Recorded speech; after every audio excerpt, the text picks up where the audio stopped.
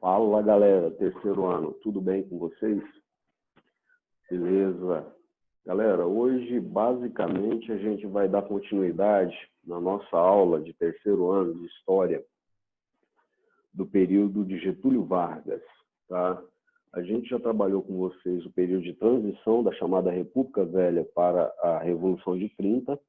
Nós trabalhamos o primeiro período, que nós chamamos de período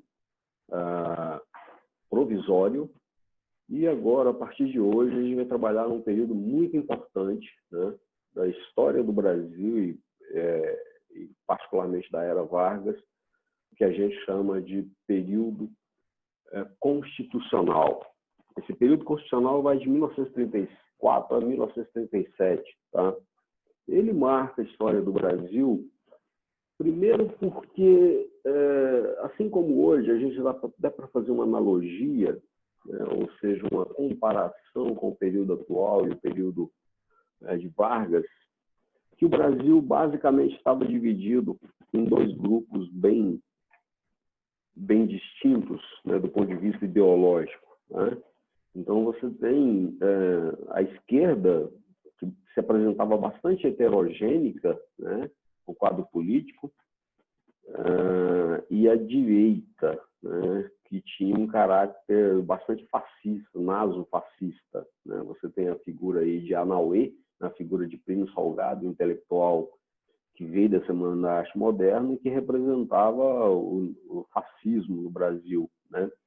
Entendendo, né, uma questão bem clara, que fascismo naquela época estava na moda. Né? Você tem a Europa praticamente toda assolada pelos regimes totalitários, como Portugal, Espanha, como a Itália, como a Alemanha, e o Brasil namorava, flertava com esse regime, inclusive com consentimento de Getúlio Vargas. O Getúlio Vargas era muito mais próximo, né, a esse grupo que a gente vai chamar de AIB, Aliança de Integração Brasileira, né, do Brasil, que era o movimento pró-nazismo. Né? Então, esse movimento ele nasce principalmente com essa figura de Plínio Salgado, tinha o grito de cumprimento Anauê, né? Como se fosse Dulce ou Fuller, né? Fuller, como não necessariamente a idolatria de um personagem, né? Mas um cumprimento fascista.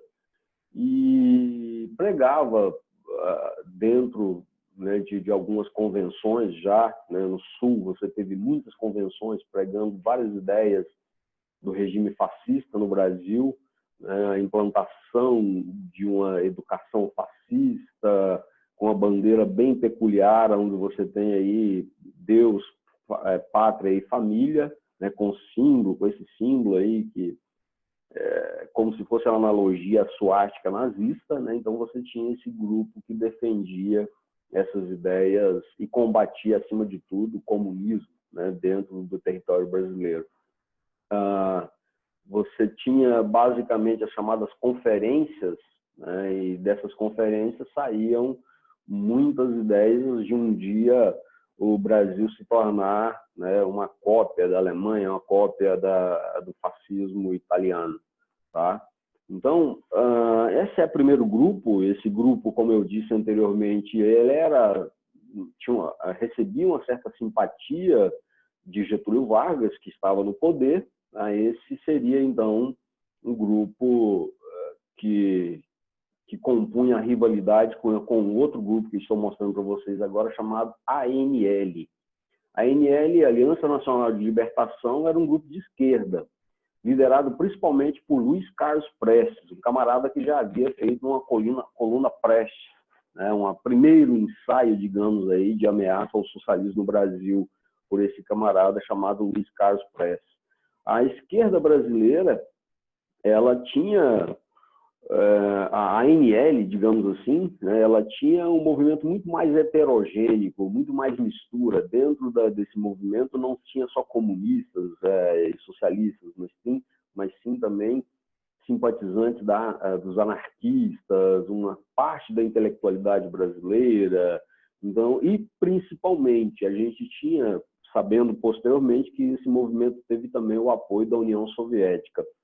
É importante a gente dizer que o mundo, né, naquele contexto, estava vivendo uma convulsão de três grupos, basicamente, né, flertando com o poder no mundo, né, no planeta, para a dominação do planeta. Você tinha os grupos nazo-fascistas, né, italiano e alemão. Você tinha uma nascente Revolução Russa implantando as ideias socialistas, né, na União Soviética, a qual influenciou muito esse grupo, tá? E você também tinha os liberais, né, os capitalistas,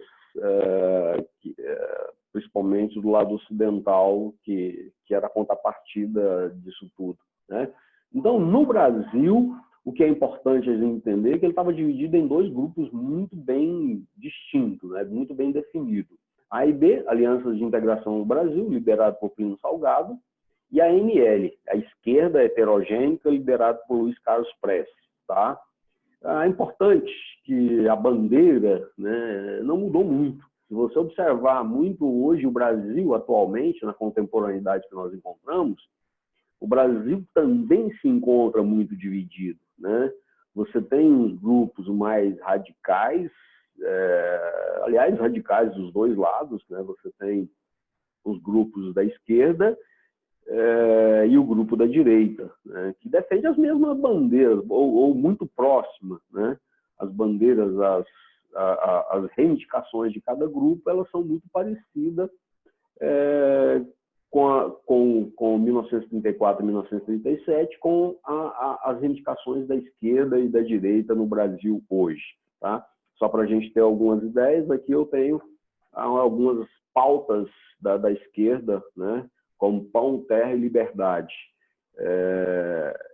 Isso representado também pela classe operária, de trabalhadores, né? E tudo mais.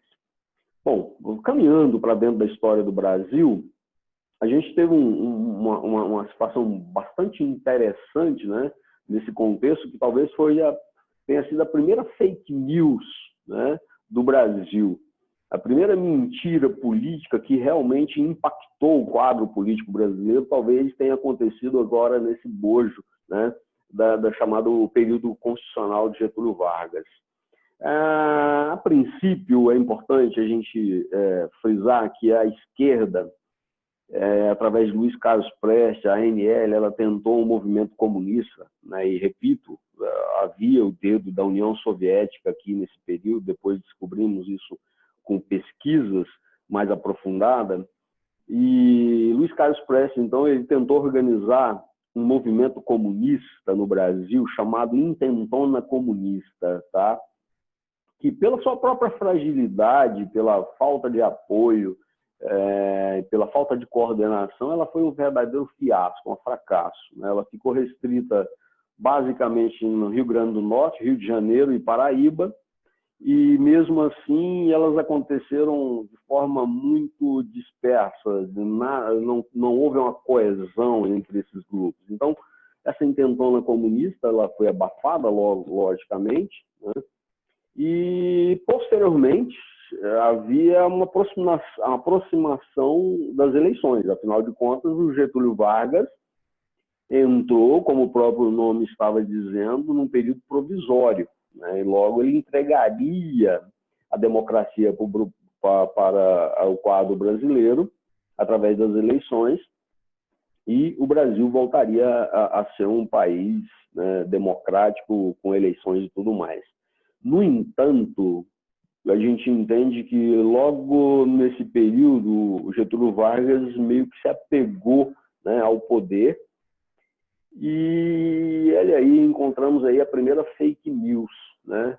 Como eu disse para vocês, ele na verdade ele propagou pela DIP, né, que é o Departamento de Imprensa e Propaganda, e por todos os canais do Brasil, que havia uma grande ameaça, né, de uma revolução comunista no Brasil. Estava em andamento um golpe, né? Isso foi apresentado através do Serviço de Inteligência das Forças Armadas do Brasil, e o Getúlio viu isso como uma boa oportunidade para lançar isso para a população brasileira.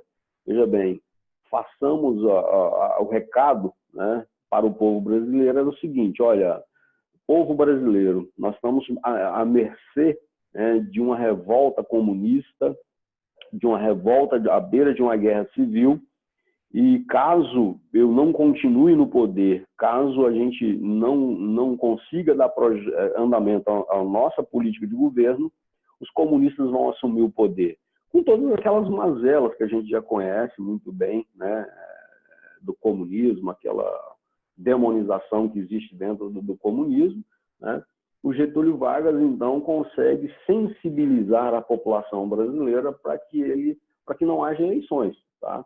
Então, veja bem o absurdo do absurdo, né? Nós estamos aí um governo que está dando golpe nele mesmo, né? Ele havia entrado via golpe, no momento que deveria encaminhar para a democratização, para as eleições, ele dá um golpe em si mesmo, né? E aí, então, ele tem uma oportunidade agora de continuar com o seu poder e com o seu projeto, né, digamos aí, até fascista, né, porque o próximo período chamado Estado Novo vai ser realmente que o governo de Vargas vai se sentir muito à vontade para implementar as suas políticas fascistas no Brasil, tá? E graças a esse golpe chamado Plano Cohen, tá? Então, só resumindo o conceito, né, desse Plano Cohen, trata-se de um plano supostamente comunista que visava o assassinato de personalidades importantes a fim de tomar o poder. A gente soube que isso depois foi tudo uma grande farsa, mas o impacto dessa fake news, né,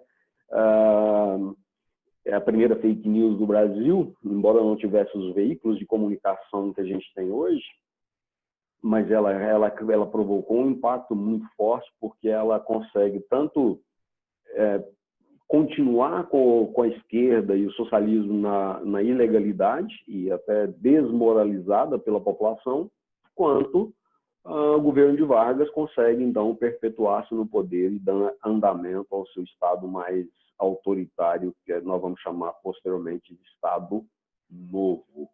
Beleza? Bom, na próxima aula, então, galera, a gente comenta as características desse Estado Novo, que é o Estado mais próximo ao fascismo, né, e o nazismo que o Brasil chegou, e o desdobramento disso, né, posteriormente para a política de Getúlio Vargas e para o Brasil. Legal? Bom, um abraço a todos e até mais.